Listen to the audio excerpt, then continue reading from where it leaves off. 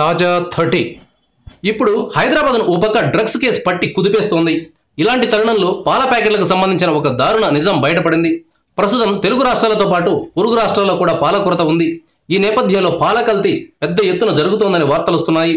యూరియాతో పాటు ఇతర రసాయనాలు వాడి పాలను కృత్రిమంగా తయారు చేయడం, చిక్కదనం కోసం పాలల్లో యూరియా కలపడం చేస్తున్నారు. అసలు రైతు దగ్గరే కల్తీ జరుగుతున్న సంఘటనలను కూడా గుర్తించారు. సుమారు ఏడాదిన్నర కాలంగా కల్తీతో వచ్చిన 7 లక్షల లీటర్ల పాలను విజయ డైరీ పారబోసింది. దీనిని బట్టి పాలు ఏ స్థాయిలో కల్తీ అవుతున్నాయో అర్థమవుతుంది.